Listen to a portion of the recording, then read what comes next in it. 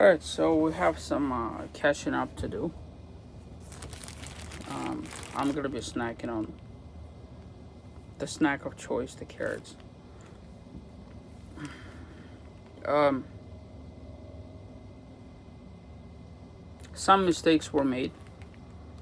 I'm gonna own up to that, uh, mostly because this is my first foray into anything like this, and this is something that was um, done last second without adequate thorough research. So I made my pilgrimage from Moab, Utah to Grand Junction, Colorado.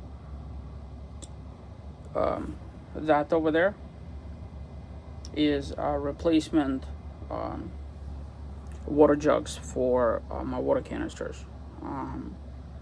So I'll talk about them as well. Temperature in Moab went into stratosphere virtually overnight. It went from being cold to being hot to being cold to being hot to being cold to being hot to being normal to be decent to be super hot to be super cold to be hot and hotter and hotter. So somebody clearly turned on the oven. Moab was like, oh, you thought I was playing, huh? So when I left Moab the night before, it was 94 degrees. And it was cooking. It was, but for all that heat, it gave me probably the most epic goodbye present that I could. An amazing sunset. So I'll take that as a small victory. Going forward, that's a hard lesson to have learned the first time. First time I stayed in in Utah, from Mexican Hat to Moab itself, from May 4 to May 15. And what I've learned is that after Memorial Day is when it gets super duper hot. Like when I left Moab last time in 21, it was 115 degrees. So it's getting there. I think what I'll do going forward is readjust my scheduling somewhat, because it's easier to deal with the cold than it is with the hot.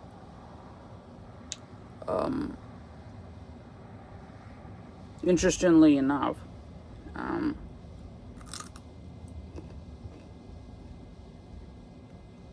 my entire stay in Moab this time was only 2 weeks. And I've arrived May 7, 8, I don't know, I've lost track of days. It's all like a blur now. All I know is that on the 9th, I picked up my mom from the airport. And I left on the 4th.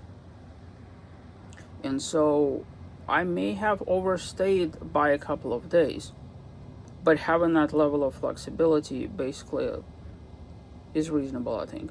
So in the future, I think if I was to come back to Utah / Moab / anywhere over there, I have to plan my trips to be earlier than May. They would have to be somewhere like April 15th-ish to like May 20th-ish. Or like, I'm just talking about time frame, not necessarily actual time. All of my consequent return trips are going to be limited to 1 week. In some cases, 2 weeks at the absolute most. So, naturally, I made my way to Grand Junction by making a horrible mistake of driving on 128. As beautiful as that road is, it is not suited for driving a motorhome, less so motorhome towing anything behind it. So, entire road, while it's absolutely spectacular, is like this. Imagine a canyon that either goes like this or like this. And on the bottom, there's a river that does this number through the canyon. And so entire canyon is like this. It's like 30 miles of this. Right? Now, while you're doing this, the actual road goes up and down and up and down and up and down and up and down. And it doesn't stop going up and down. While it's doing the whole this shtick and that shtick, the actual surface of the road isn't flat. It's like this and it's like this. It's like this and it's like this. It's like this and it's like. So entire 30 miles, you're doing this. Right? Now, a motorhome isn't built for this. Right? It's top heavy. It is less, well, let's be honest, not at all nimble. And the way it navigates this is it gets overly tipsy while it's doing that, and overly squirrely. And in fact, despite my low speed, I have literally drifted multiple times while driving. Do I want to repeat that with a motorhome? The answer is absolutely not. There's another way to get to Grand Junction. That's from Moab, Utah, 191, all the way to Highway 70, and take Highway 70 all the way to Grand Junction. That's kind of that. My second mistake was that apparently there's multiple Highway 70s in Grand Junction. I've taken the northernmost, and Grand Junction have decided to implement, I don't know how to describe it, think a roundabout. But it's not the one that goes like there's a circle and there's roads like this. There's circle, and it looks like a freaking octopus. There's at a minimum between 6 and 8 roads going out of the octopus, and those things are everywhere. And so going the I-70, while that was convenient because you're staying on I-70, it then takes you immediately, as soon as you get off the interstate, through a roundabout, followed by another roundabout, by another roundabout, by another roundabout. And it just keeps going for like 5 miles. And one of the sections, they were actually, like, my GPS told me turn left. And they're having this massive construction site in there, so you have to navigate the whole construction zone. My guess is they're building another roundabout. And then eventually you get to the RV storage place. Now, the other two ways to get here are the southern route, which is the one that I've taken before to get to Silverton. I believe it's called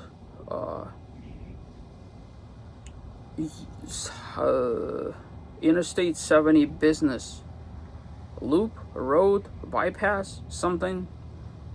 So next time I'm gonna look into that and research to see what the deal is. So that's just some lessons learned. Also, the whole RV storage thing, I am doing it completely blind. I've never done anything like this before. I am green behind the ears, and I'm going to be making mistakes. One of the mistakes that I've made is reserve. Granted, I'm at a mercy of the process.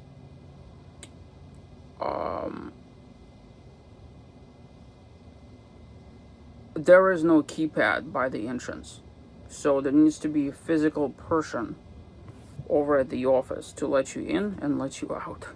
So if you thought that you could, arrive late, jump in your motorhome and go, that's not how it works. If you want to go to town, if they have gone home, then you're basically stuck and locked. So tomorrow, my Uber driver is supposed to be here at 8:30. And the reason why 8:30 is because the guy gets here at 8. Otherwise, I'm gonna have to climb the fence. Another mistake that I've done is, um, again, I couldn't have known, right? I just, um, the entire lot, like the whole caboose, it's gravel. I have a carry-on on wheels, and I am, mercifully, while I'm at the back of the lot, I still have like a quarter mile or so. I can't carry it. As you see, I have this on my shoulders again, my neck thing, but I've covered this. My body is, it gave me 2 weeks after having a very rough start. I've been able to truck along, um, with some level of reprieve, but it came back. So I can't really be picking up my carry-on, and if you know what I mean. So I'll have to engineer a solution in the morning. Also, I have a very inconvenient aspect. I haven't dumped my tanks in Moab. By the way, this place, and I hope this is a lesson for whoever needs to know, it has a dump for $5 right here on site, as soon as you enter. But the thing is, in Fruta Welcome Center, they offer free water and free dumping services. So you have to be pretty darn stupid to be paying for, if you know what I mean. Now, if you're coming from who knows where, maybe that $5 is worth not having to drive that way to Fruta.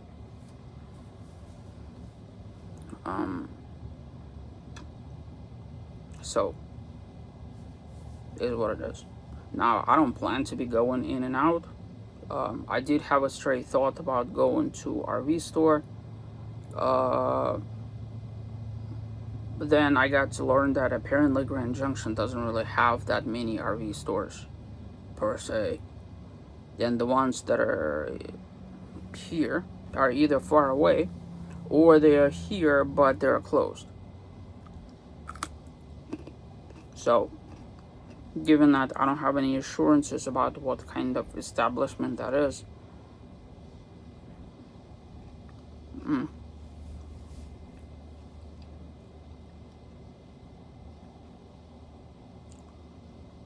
alright, on to the business at hand. I have exhausted the last bit of my fuel. I put it in the motorhome, so all of my gas cans in the Jeep are now empty. I put fuel stabilizer in both the Jeep and the motorhome. I've disconnected the battery in the motorhome and the Jeep. My Jeep is actually connected to the motorhome. They were able to find me a site where I wouldn't have to, not that I would care either way, but just, you know. My next trip out here is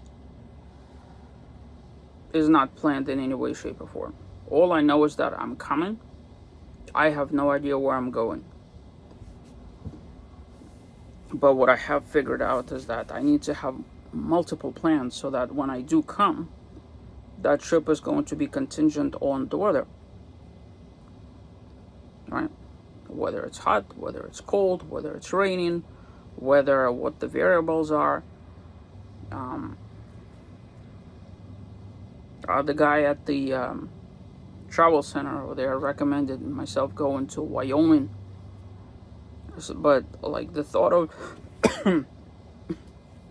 driving to like Grand Tetons, while Grand Tetons are majestic, it is kind of far, if you know what I mean. I could go to Silverton, Uray, but I have already off-roaded out the wazoo there, and I really don't.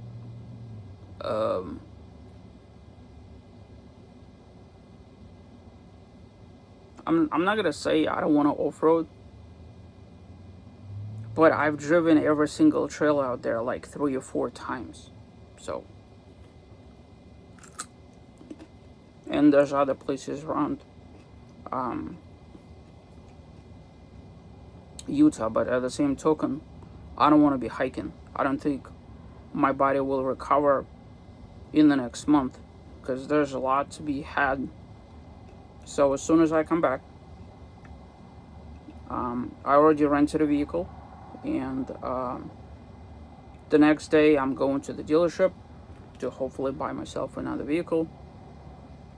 And then I need to start, offloading all the videos and all of all the things, trying to figure out what to do next. I don't know if I'm gonna be editing videos per se. If I do, I don't want to be rushed in the process. Last time I came back at the end of July, and I haven't even started thinking about them until November. So,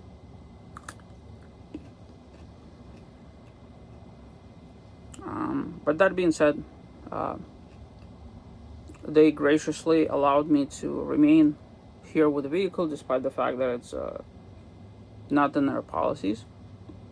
I'm catching a morning flight, well, afternoon flight, but I'm catching a morning Uber.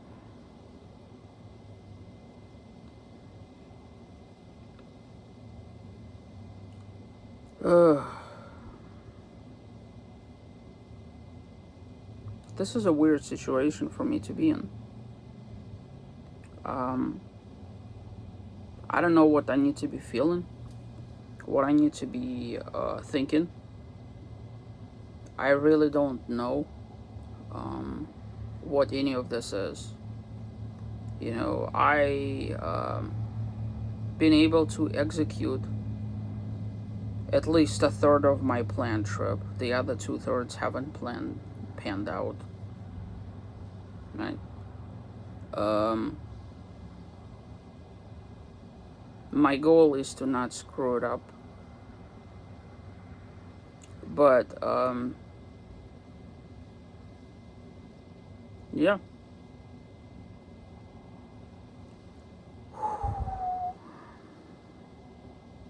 It's been a weird one. It's been a weird one for sure.